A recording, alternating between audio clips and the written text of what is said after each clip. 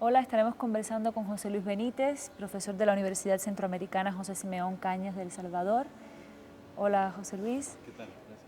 Y primeramente quería que nos contestaras qué impacto tiene en tu país la brecha digital en términos, por ejemplo, de acceso al trabajo y de igualdad social. Bueno, creo que la brecha digital en términos generales se ha planteado como una división, ¿verdad?, entre sectores sociales que tienen acceso a Internet y aquellos que no tienen acceso, pero luego la brecha digital también tiene otras dimensiones como la parte educacional, también la parte generacional y todas esas otras dimensiones creo que nos hacen manifestación de una realidad en El Salvador y parte de Centroamérica de una brecha digital muy amplia. El Salvador, por ejemplo, tiene un 20% apenas de conectividad a Internet. Hay más conectividad desde teléfonos celulares, que probablemente ande más cercano a un 50%, pero donde la conectividad no es una conectividad a Internet plenamente, sino solamente a algunas redes sociales o algunos programas de Internet, aunque algunas personas confunden, por ejemplo, tener acceso a Twitter o tener acceso a Facebook, consideran que ya tienen acceso a Internet. Pero en términos generales sí es una distancia muy grande todavía del porcentaje de personas que no tienen acceso a Internet plenamente con todas sus posibilidades. ¿Existen programas o proyectos que vayan directamente orientados a atender las necesidades de los grupos en desventaja social? Bueno, yo diría que en la brecha digital que hablábamos, me parece que sí hay una brecha muy significativa en términos educativos desde la perspectiva de quienes tienen posibilidad de ir, por ejemplo, a un colegio privado y quienes tienen que atender la educación pública. En ese sentido, si tú ves un niño que va a un colegio privado, recibe clases de computación desde los 3 años o 4 años. En cambio, en la educación pública, pues con dificultad algunos tienen clases de computación aún todavía ya al final de su bachillerato en la secundaria.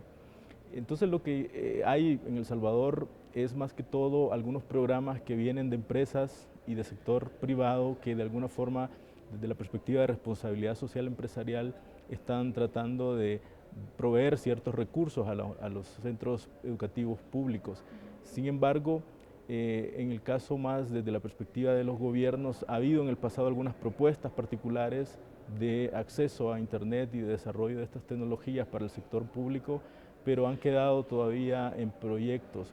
El último, por ejemplo, presidente que ha tomado posesión ha planteado la propuesta de una laptop por niño, pero todavía no se ha implementado y todavía no está claro que haya una estrategia y una visión clara de qué se va a hacer, que no es solamente entregar una computadora, sino todo un proceso de acompañamiento, de formación también con los docentes y de nuevas competencias que hay que desarrollar en la alfabetización tecnológica.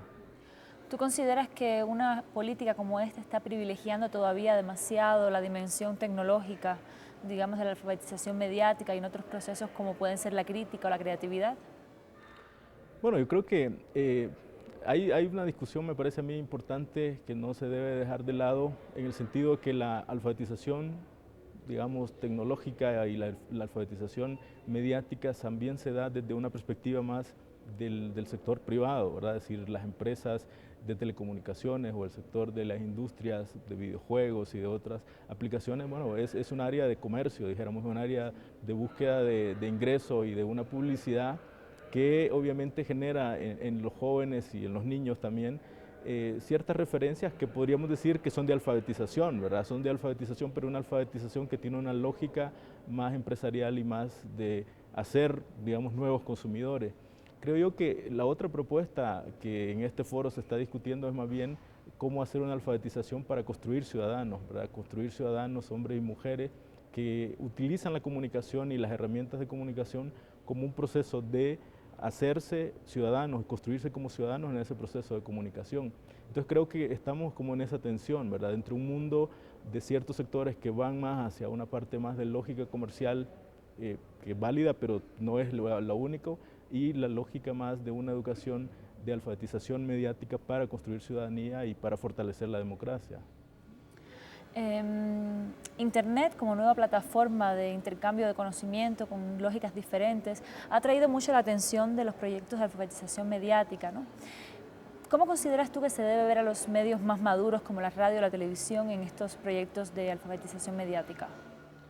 Bueno, yo creo que la propuesta que se ha planteado, de hecho, en este panel también de hoy en la mañana, aquí en este foro, ha sido la visión de ecosistema, ¿verdad?, mediático, es decir, pensar no tanto en una visión de los medios como algo que está, dijéramos, momentáneamente, con lo cual interactuamos en ciertos momentos del día, sino más bien es parte ya de nuestro ecosistema. Entonces, esa realidad hace que hoy en día no podamos mirar de manera separada los medios tradicionales como la televisión, la radio o el cine, de internet, del teléfono celular.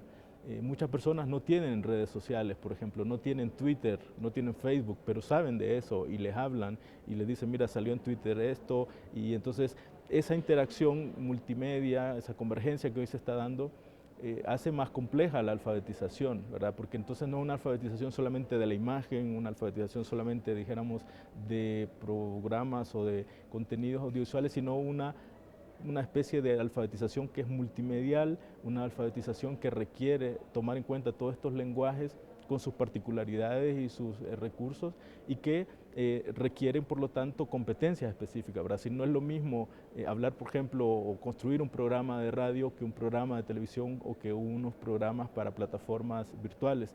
Por lo tanto, creo que lo que estamos viendo en esta necesidad de la alfabetización mediática e informacional es cómo generar competencias para distintos lenguajes, y esos lenguajes que se adaptan a distintas plataformas que son parte ya, como decíamos, de la vida cotidiana de las personas y que por lo tanto es parte ya de nuestro ecosistema, ¿verdad?, en el cual vivimos.